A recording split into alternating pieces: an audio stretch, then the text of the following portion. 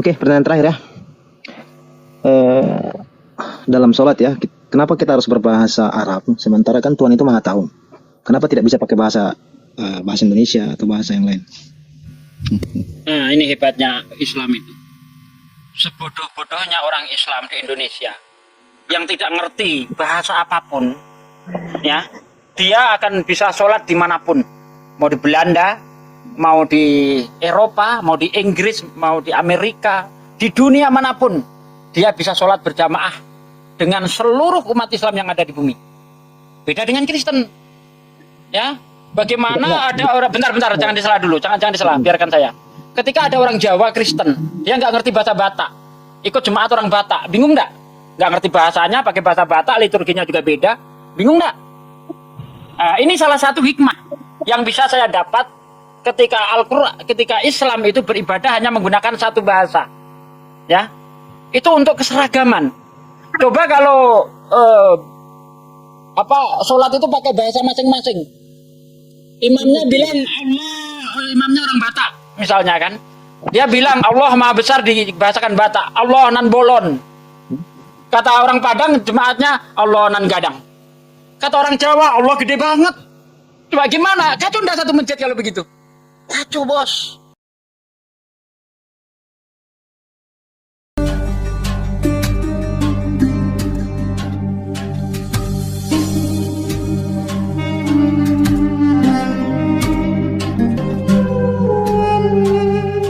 Sakramen, ada liturgi. Nah, itu liturgi bagiannya, tata cara ibadah. Tapi kalau dalam Islam, tata cara ibadah mengacu kepada Rasulullah SAW. Kul in kuntum tuhibbunallah fattabi'uni. Kalau kalian mencintai Allah, ikuti aku loh, ini caranya. Nah, prosesi ibadah di dalam ibadah haji itu menapaktilasi kisah Abraham atau Ibrahim alaihi salam. Begitu, Bunda. Ya, sedikit sebelum pamit mau sholat. Boleh, silakan Ustaz Ali. Terputus. Karena memang perintah di dalam Al-Quran, itu kan bunyi ayatnya ada, Bismillahirrahmanirrahim, wa atimul hajja wal umrata lillah. Sempurnakanlah, lakukanlah ibadah haji dan umroh, niatkan karena Allah. Itu salah satu ayatnya. Nah, bagaimana di situ juga meneruskan ajaran yang sebelumnya Nabi Ibrahim alaihissalam berdoa ketika meninggikan Ka'bah beserta anaknya.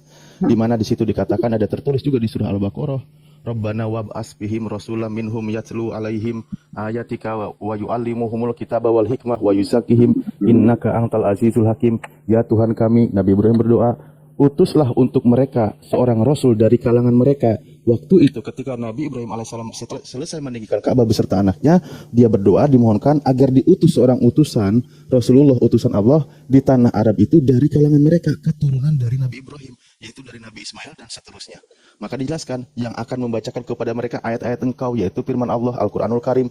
Makanya Al-Quran terus berkumandang yang berawal dari tanah Mekah itu, dan mengajarkan kepada mereka kitab Al-Quran dan hikmah as-sunnah dan menyucikan mereka.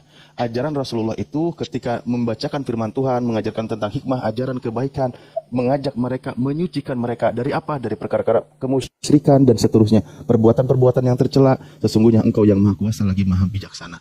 Jadi sudah ada sebelumnya Nabi Ibrahim berdoa agar diutus seorang Rasul dari kalangan mereka. Maka Nabi terakhir menjawab dari doa Nabi Ibrahim alaihissalam, yaitu Nabi Muhammad SAW, di mana di situ beliau membersihkan mereka tanah Mekah dari praktek-praktek kemusyrikan, praktek-praktek penyembahan kepada berhala, kepada api dan seterusnya. Iya. Jadi Hajar Aswad itu bukan sesembahan ya, seperti sesembahan. Maksudnya bukan berarti mencium terus menyembah dia. Ya, begitu ya? Bukan. Amal perbuatan, baik kebaikan tadi sudah dijelaskan. Iya. Sudah dijelaskan tadi. Iya, jadi itu Aku izin asar para ustadz semua. liturgi, seperti liturgi gitu ya. Jadi turun temurun begitu ya. Diikutin, jadi tidak terputus. Begitu.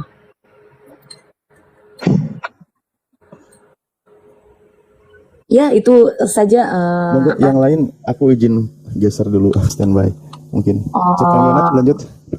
Mungkin aku WIB sudah masuk waktu asar, jadi harus laporan dulu kepada Tuhannya Yesus, karena kami masih diberi umur panjang. Kami akan bersyukur dan berterima kasih kepadanya. Itu ya, maaf. Iya, jadi ya itu aja. Mungkin yang di bawah mau naik, silakan ya. Sudah, pertanyaan saya sudah dan sudah dijawab. Eh, Selamat sore. Iya sore. Sore. Nah, ini Mbak Dira sudah selesai? Iya, saya mau turun. Ya. Terima kasih ya buat teman-teman semua ya yang di bawah. Terima kasih banyak sudah berbagi juga. Terima kasih ya, Tuhan berkati. Mbak, Makasih juga, Bu. Iya, semuanya ya, Bang Zuma, Bang Kristolog, Kakak host, terima kasih ya. Pertanyaan saya sudah dijawab dengan jelas. Oke, nanti kalau saya bertanya lagi, Koreksi bentar, koreksi bukan Bang Kristolog, Mbak Sugi, bukan Kristolog. Sugi ya, iya, Namanya Bang Sugi. Kristolog. Iya, iya. Ya, saya nyebut gelarnya aja Kristologi. Oke ya, Bang Sugi ya.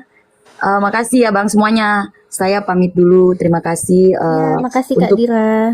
pencerahannya, penjelasan, jawabannya. Pertanyaan saya sudah dijawab. Terima kasih banyak. Sama-sama. Direspon lagi. Yang Nanti belum kalau jawab, saya Asar, bertanya, silakan. boleh ya nanti ya. Lain kali kalau saya jalan-jalan ke room ini, boleh kah? Boleh, Bu. Boleh banget. Boleh Kak dong. Dira, boleh banget Kak Dira. Apalagi Asadu. Lanjut. Iya. Santun banget ya Kak Diranya ya. Santun, seneng diskusi sama Kak Dira nih. Iya, kita kalau bertanya begitu kita harus menghargai penjelasan dan jawaban dari teman-teman Muslim karena itu iman kepercayaan mereka. Kita kan tidak menguasai ayat di dalam Al-Quran. Kita juga tidak mengerti. Yang lebih paham dan mengerti itu teman-teman Muslim, bukan Kristen. Jadi kalau mereka menjawab kita harus menghargai. Menghargai itu penting. Ya, itu penting banget Kak. Jadi itu saya kemarin itu sempat ya kadang berkuar-kuar juga, kadang ya kalau apalagi kalau dapat teman-teman Muslim yang apa ya, yang ada juga yang berkata-kata kasar gitu ya kan. Jadi emosi saya kan. Jadi saya juga melontarkan kata-kata kasar.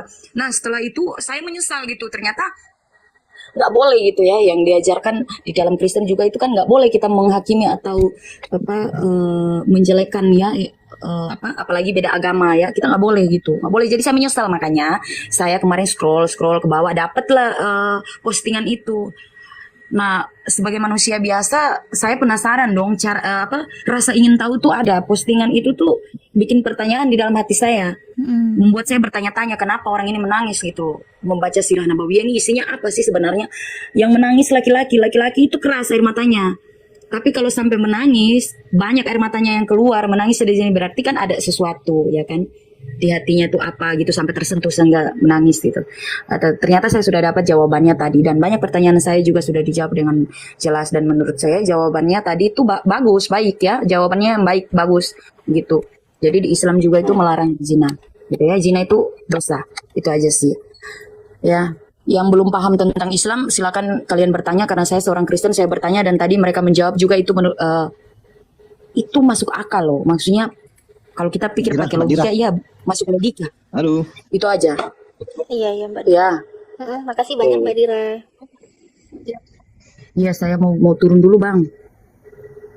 Kerja kerja live terus kerja. Iya ya, itu suami saya. Dia baru pulang kerja. Dia bilang kerja terus, kerja. Jangan live terus. Saya tiap hari soalnya ke room live tiap hari. Makanya dia bilang kamu nih nggak ada kerjaan, live terus. Itu juga yang laki itu kerjanya ngoceh mulu di sosmed. Kerja makan apa lu nggak kerja? Cerewet suami saya, maaf ya, saya turun ya. Dia baru pulang kerja ini ya, saya turun dulu ya. Makasih, Bu. Ya, Dia makasih ya. cerewet, Mbak suamiku Dira. cerewet. Ya baru pulang kerja soalnya ya, turun lagi nggak usah dibahasin tadi ya. Udah, makasih jawabannya, penjelasannya. Suruh cuci tangan dulu, cuci kaki, mandi biar Gue pikirannya adem. perlu diajarin, gue bukan bocah. Lu laki-laki lu kerja ngoceh mulu di sosmed nggak ada guna. Astagfirullahaladzim. Udah biarin, nggak usah ditanggapi itu. Udah biarin. Saya turun ya Nggak Bang. usah. Iya Mbak Dira. Makasih Mbak Dira. Aduh, Ya elah. baru pulang Nggak langsung usah, tinggal kita jawab aja. pulang. Kita ini Dia nggak tahu apa. Itu maaf ya, diam aja. udah, Bu. Yuk. Udah. Halo. Ya, jadi kita di sini itu kenapa cuap-cuap ada di sini? Karena kita ini udah banyak duit, nggak perlu kerja, gitu loh. Halo, selamat sore. Ya, itu sih intinya ya. Itu jawaban sederhananya saja. Lanjut Pak Tumpak, apa yang tidak ingin ditanyakan? Iya, tadi dia Apa yang kelamaan, tidak ingin makanya ditanyakan? suaminya marah itu. Kelamaan dia sudah mau pamit. Bicara lagi, ngoceh lagi. Jadi Pak Andi Selebes, saya mau bertanya nih sebelum Ke pertanyaan yang pokok ya. Masalah salam dari non-is, assalamualaikum itu bisa nggak diterima oleh teman-teman yang Muslim? Baik. Kami yang ucapkan maksudnya. Iya. Jadi gini Bang, Di dalam Islam itu kita tidak dilarang ketika ada non-muslim itu mengucapkan salam. Tidak dilarang. Jawabannya waalaikum. Kan Anda sering dengar ketika ada orang Kristen mengucapkan assalamualaikum, kita menjawab waalaikum. Tolong di-mute ini. Tolong di-mute.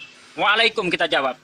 Nah, justru saya ingin mengingatkan Anda, ya, ketika Anda mengucapkan salam kepada kami, itu jelas dilarang di dalam kitab Anda. 2 Yohanes 1 ayat 10. Apabila ada orang datang kepadamu dan ia tidak membawa ajaran ini, janganlah kamu mengajak dia ke dalam rumahmu. Dilarang menerima tamu beda agama. Dan janganlah kamu mengucapkan salam kepada mereka. Dan barang siapa yang mengucapkan salam kepada mereka, maka dia akan mendapatkan upah dari perbuatan yang jahat. Coba dicek 2 Yohanes 1 10. Oke. Bagaimana karena jabatannya? Karena jabatannya sehingga dia harus mengucapkan itu. Karena jabatannya juga dia harus membangun gereja. Coba dijelaskan. Ini. Saya Kalau jawab. dia, ya. Oh, Pak Disuki dulu masalah gereja. Oke. Ini berbicara tentang orang yang punya jabatan. Misalnya bupati, gubernur dan sebagainya. Karena dia sebagai seorang pemimpin, dia harus bertindak adil. Tidak masalah, memang itu kebijakan sebagai pemimpin yang sifatnya adalah saling mengayomi. Sebagaimana yang tertulis dalam surah Al-Muntahanah. Allah tidak melarang kalian berbuat baik kepada mereka selagi mereka tidak memusuhi kamu, tidak memusuhi agamamu, tidak mengusirmu dari tempat tinggalmu. Allah tidak melarang untuk berbuat baik. Tetapi kalau kita pribadi-pribadi, kita tidak ada urusannya untuk ikut bangun gereja, nggak ada urusan. Untuk apa kita ikut-ikut seperti itu? Tetapi untuk pemimpin, untuk menjaga kerukunan antar umat beragama, dan di dalam negara kita itu ada undang-undang yang melindungi semua penganut beragama dalam Undang-Undang Dasar pasal 29 kalau nggak salah ya. Negara menjamin tiap-tiap warga negara untuk memeluk agama dan kepercayaannya. Sebagai pemimpin harus menjalankan itu, Bang. Tidak masalah. Gitu, Bang. Iya Pak, tapi kan saya pernah mendengar Ustadz Abdul Somad waktu khotbahnya di masjid, itu sesuatu yang salah gitu. Jadi ini Salahnya gimana, Bang? Contoh seorang gubernur kayak Anies Baswedan, dia kan pernah membangun gereja ya di Jakarta kan. Kalau menurut pernyataan Bapak tadi yang tertulis di Quran itu kan tidak bisa mengucapkan salam aja, nggak bisa. Oh, itu di kitab Anda yang nggak boleh ngucapin salam, jangan dibalik dong. Di dalam 2 Yohanes 1 ayat 10 itu kitab Anda, bukan kitab saya. Yang Bapak ucapkan tadi bukan dari Quran. Bukan, itu kitab Anda. Oh gitu. Iya. 2 Yohanes 1:10. Apabila ada orang datang kepadamu dan ia tidak membawa ajaran ini, janganlah kamu mengajak ke dalam rumahmu. Dan janganlah kamu mengucapkan salam kepada mereka. Barang siapa yang mengucapkan salam kepada mereka, ia akan mendapatkan upah dari perbuatan yang jahat. Itu dalam kitabmu, bukan di Quran. Quran nggak ada seperti itu. Oke. Ya, silakan Bang Andi, saya sholat asar dulu. Oke, saya lanjut ke pertanyaannya. Ini saya bertanya ke siapa ini? Pak Andi ya? Ini di mute semua ini.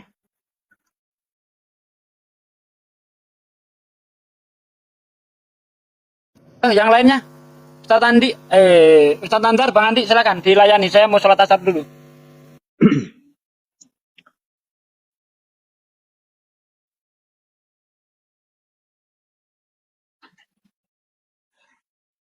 Bang Nathan, masih ada?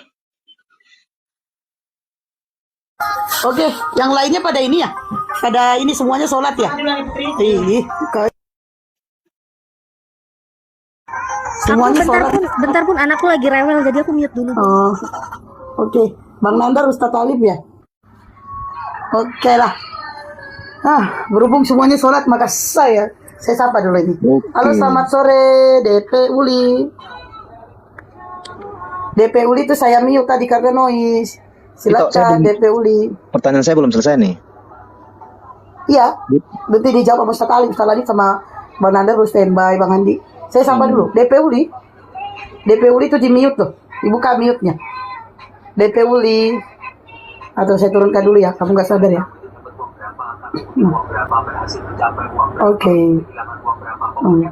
Ya, Abang tadi nanya apa emang? Ucapan salam itu. Oh, salam. Udah dijawab sama Iya. itu ya. Udah dijawab. Ini kalau saya bisa bertanya, awas bisa jawab nggak nih? atau narasumbernya? Iya, mau nanya apa? Mau nanya apa? Ya, jawab. Nanya apa? Kalau bisa saya terjawab. Nanti kalau tidak bisa saya kasih Ustaz Alif yang lu pada standby ya, Bang Nandar ya, atau yang standby ya. Oke. Oke. Mau nanya apa? Surat Quran Al-Ankabut ayat 27. Apa?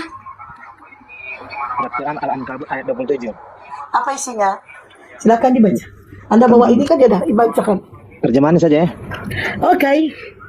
Kami anugerahkan kepada Ibrahim, Ishak dan Yakub, dan kami jadikan kenabian dan kitab kepada keturunannya, dan kami berikan kepadanya balasan di dunia dan di akhirat. Dalam hal ini keterkaitannya ke silsilah kenabian Muhammad itu sendiri.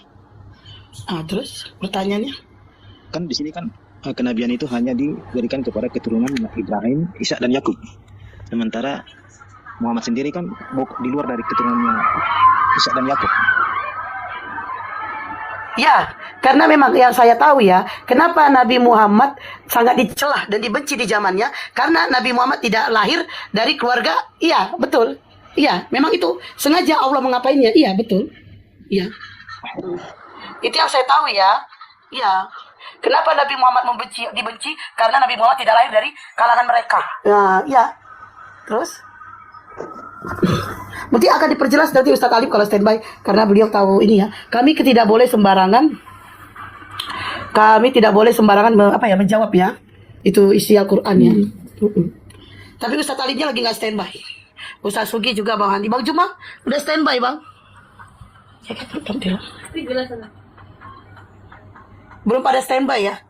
Ini biasanya Oten yang gak standby, gak ada. Kali ini teman-teman yang gak pada standby. Iya, biasanya kami nunggu Oten naik ya kan. Kali ini enggak. Ya Oten yang di bawah, daripada lu mengejar, mending lu naik ya. Kita diskusi. Boleh sabar ya nunggu ini mereka yang ini. Atau nanti saya tengok dulu yang di bawah, yang muslim yang bisa jawab. Silakan naik biar saya turun, biar saya digantikan. Sama yang tidak standby boleh. Tapi kalau Bang Juma tidak ada yang boleh menggantikan, beliau tetap di situ. Pak. Oke, Bang Nandar itu situ Pak Marpaung bertanya. Apa pertanyaannya? Kenapa bukankah nabi-nabi harus dari Nabi Ibrahim? Lalu kenapa Nabi Muhammad tidak dari keturunan Nabi Ibrahim? Tuh. Mana ayatnya? Coba ayatnya mana? Cek. Salah itu bos. Ayat. Oke, Coba ayat sebutkan berapa? tadi ayatnya. Pak Nandar. Iya, silakan. Ayat berapa? Iya, sama bertanya ini apa? Surat Quran Al-Ankabut ayat 27. Hah? Ayat berapa? 27. Gimana tuh? Coba berartikan berapa nggak salah ya. Kami anugerahkan kepada Ibrahim, Ishak dan Yakub, dan kami jadikan kenabian dan kitab kepada keturunannya, dan kami berikan kepadanya balasan di dunia dan akhirat. Yang saya tanyakan di sini, ini kan keturunan Ibrahim, Ishak dan Yakub, ya kan? Sementara silsilah Nabi Muhammad bukan dari Ishak dan Yakub. Mau yang mana? Lapis legit. Dari mana Nabi Muhammad mendapatkan gelar kenabian ini? Iya. Oke. Oke, saya lihat tafsirnya dulu ya. Sebentar. Mau ini suara piring dari mana? Ya banyak isinya. Ini noise. Oke, Pak, kita lihat. Noise enggak.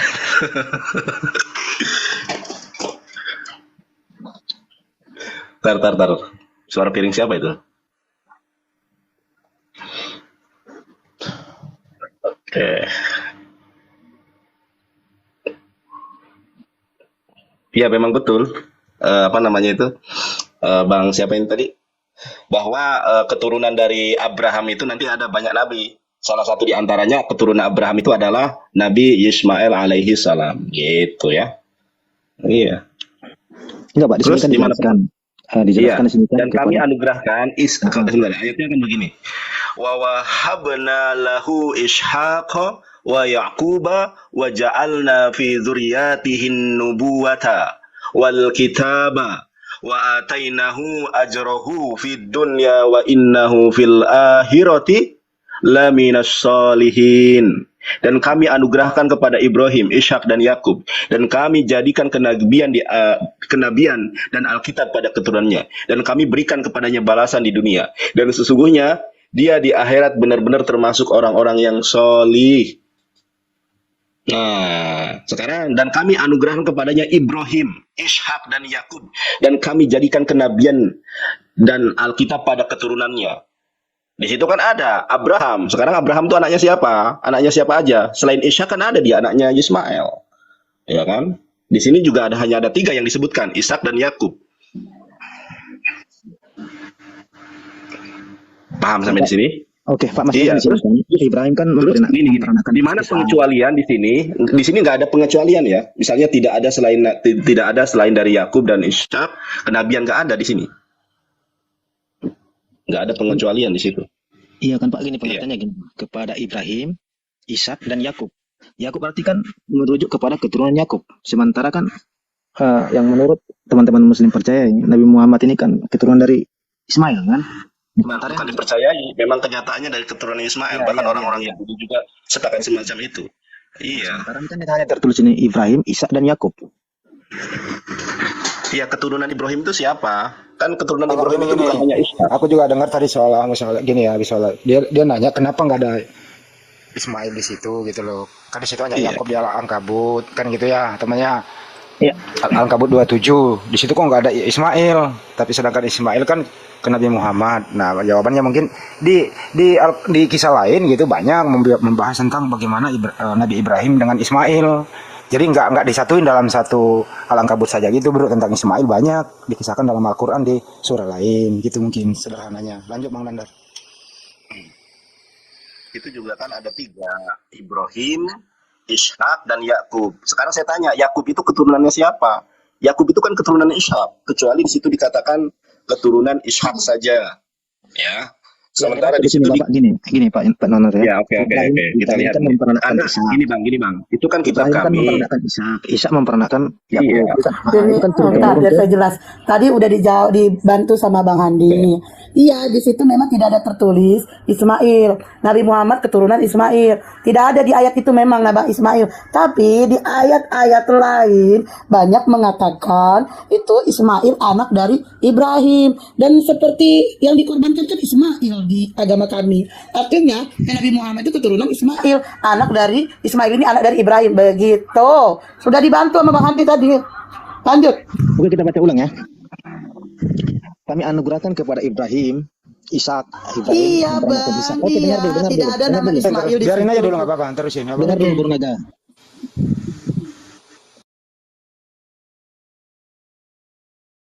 Kami anugerahkan kepada Ibrahim, Ishak yang dalam ini anaknya,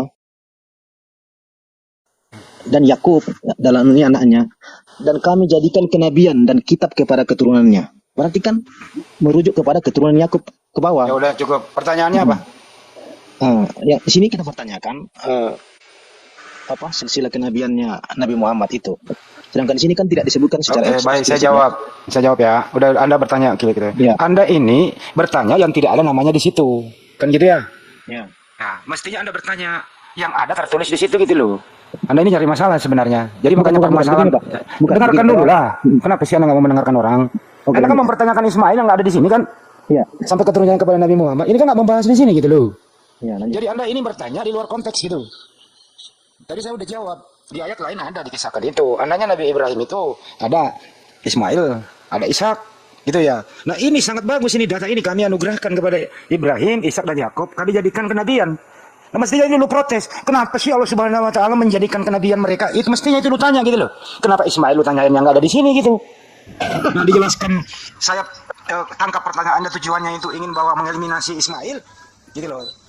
Pertanyaan kan di sana, saya udah berikan bahwa di data lain ada gitu loh. Jadi pertanyaan Anda itu di luar konteks yang ada tertulis yang data yang Anda bawa di Al-Ankabut itu ayat 27. Mudah-mudahan ngerti bahasa Indonesianya nih. Oke, mungkin ada ayat lain yang bisa memperkuat ayat ini. Ya banyak. Coba bisa sebutkan Pak?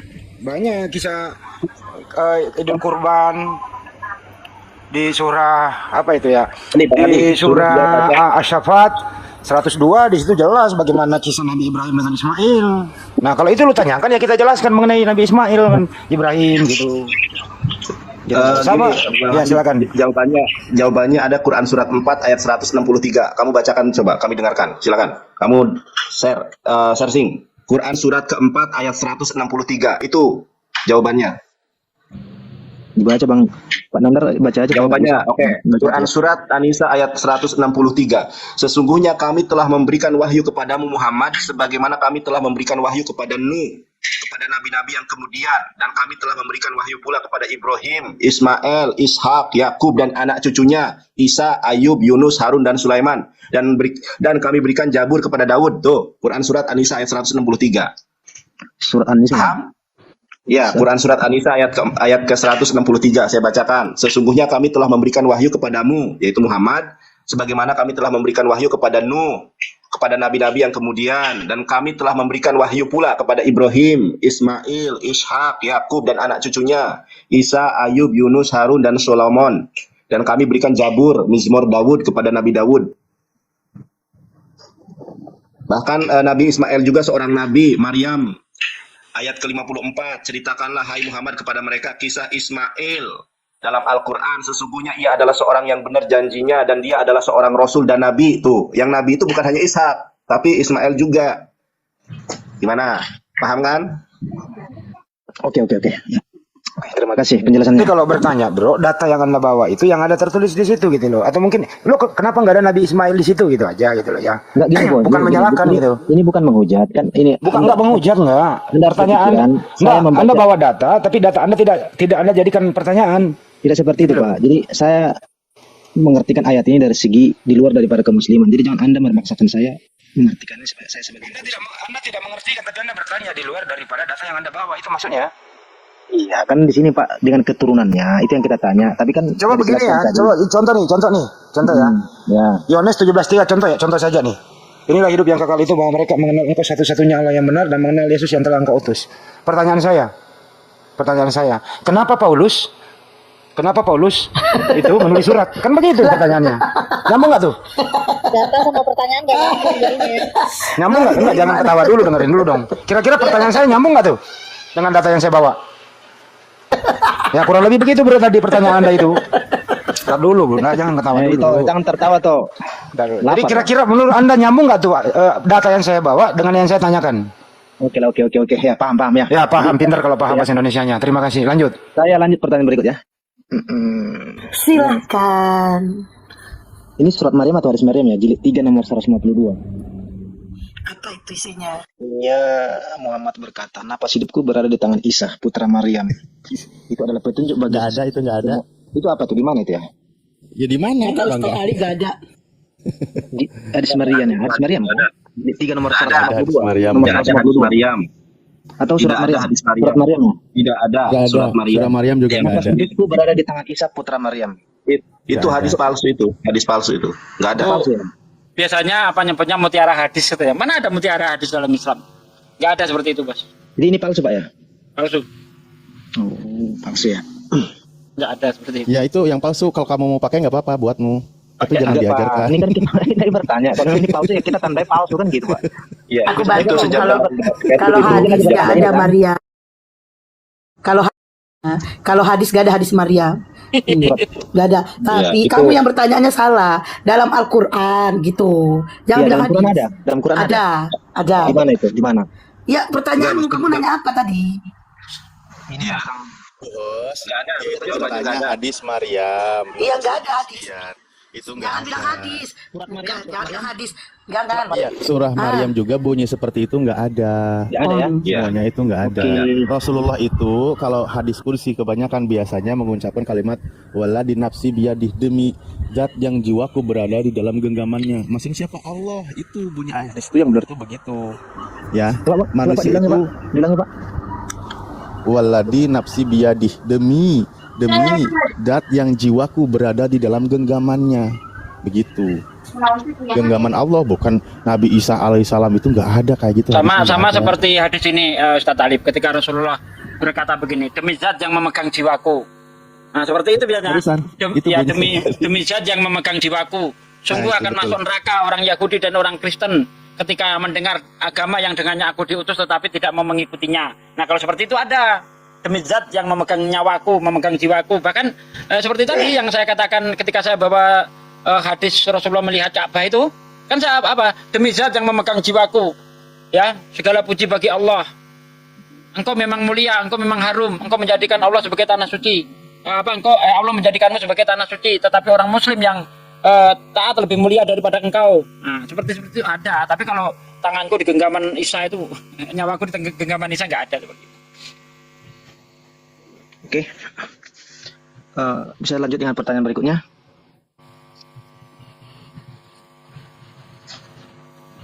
Silakan. Oke, dalam surat Quran Al-Hadid ya, 57 ayat 3. Menerangkan di situ Isa itu awal dan akhir. Bisa dijelaskan? Kok bisa itu Isa? Kok bisa Isa gimana ceritanya itu? Dari pada prasa mana Bisa itu Isa itu? dibacakan dulu isinya. Al-Hadid berapa? Al-Hadid 57 ayat 3. Ayat 3 itu surah, Ayo, alah. surah 57 Ini ayat bukan 3 itu. apa nih? Huwal awalu wal akhiru wa dhahiru wal batinu wa huwa bikulli syai'in alim. Nah ini. Dialah yang awal, yang akhir, yang zahir dan yang batin, dan dia maha mengetahui segala sesuatu. Emang Isa mengetahui segala sesuatu?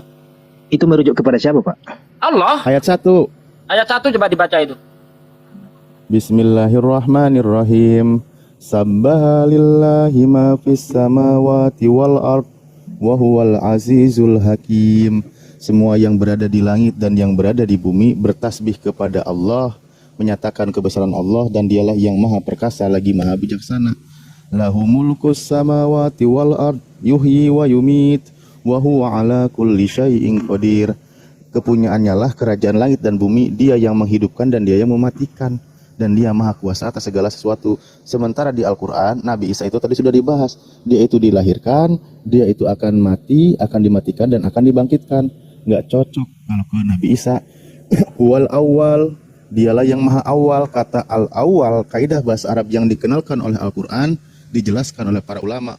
Ma huwal awal, al-awalu ma huwa ma la awalalah.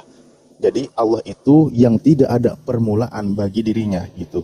Jadi adanya Allah itu tidak diawali dengan tidak ada, dan Allah itu yang mengawali segala sesuatu. Begitu. Wal akhir ma huwa la akhiralah. Jadi Allah itu yang tidak ada akhiran baginya. Allah lah yang mengakhiri segala sesuatu perkara makhluknya. Begitu. Tidak ada kaitannya dengan Nabi Isa. Nabi Isa itu diciptakan. Kalau mau lebih sadisnya Nabi Isa, kalau seandainya dia mengaku Tuhan, bisa saja Allah binasakan Nabi Isa beserta ibunya. Bukan Tuhan ya. Ya, lanjut Gurunda, Ustaz Sugi dan semua. Kalau Anda mengatakan ini Nabi Isa, Anda cari masalah dengan saya, itu namanya. Nggak ada. Ya.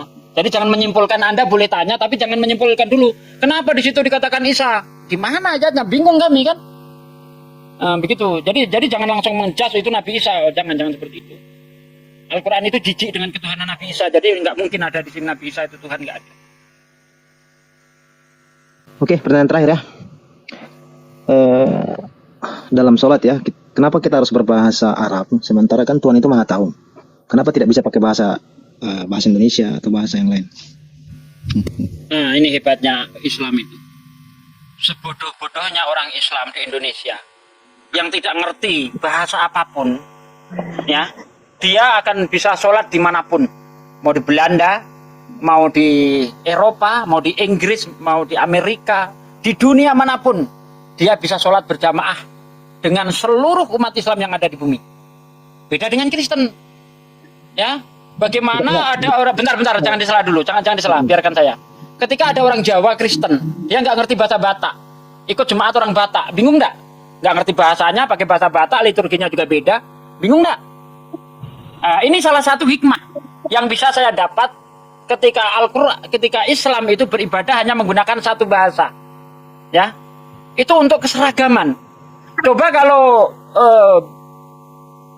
sholat itu pakai bahasa masing-masing, imamnya bilang Allah, imamnya orang Batak misalnya kan, dia bilang Allah maha besar dibahasakan Batak, Allah nan bolon.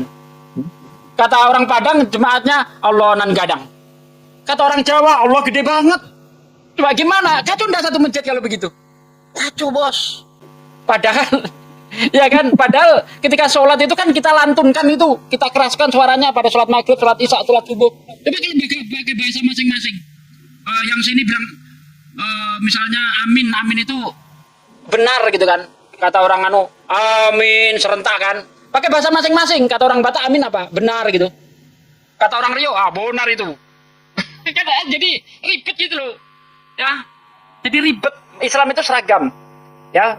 Cara sholatnya satu bahasa, ibadahnya satu mengacu kepada satu titik, yaitu Baitullah. Jadi seragam, Islam itu indah jadinya. Begitu Bang. Jadi jawabannya diseragamkan ya, bukan Ya, itu pendekatan logis. Itu salah, itu pendekatan logis. Nah, Saya hadisnya menggunakan pendekatan ada, logis. hadisnya ada. Solatlah kalian semua kama ro'aitu muni usolli, sebagaimana kalian melihat aku solat. Nah, solat kaidahnya seperti apa? Ternyata di dalam solat itu ada akwal, ada perkataan, wa af'al, dan perbuatan. Jadi segala perkataan sebagaimana yang dilakukan oleh Nabi solat. Dan kami menggunakan bahasa Arab sebagaimana sudah dicontohkan, maka kami ikuti seperti itu. Itu kaidahnya. Tadi orang Sunda kelewat. Allah ageng gitu. Repot. Repot. Satu masjid itu nggak jadi Kasihan sholat. malaikatnya nanti nyatetnya itu. Bingung dia. Enggak canda nih. Ya, silakan. Oke lah, abang-abang ya. Terima kasih penjelasannya. Tadi terlalu lama nunggu yang siapa tadi yang duluan. Oke, terima kasih penjelasannya ya. Oke Bang. Oke, mohon pamit ya. Oke, kalau bisa dipertahankan Bang cara diskusinya Bang. Oke, siap. Tidak perlu siap. kita hujat-hujatan Bang. Anda baik, aku segan. Ya, Anda sopan, kami segan. Silakan.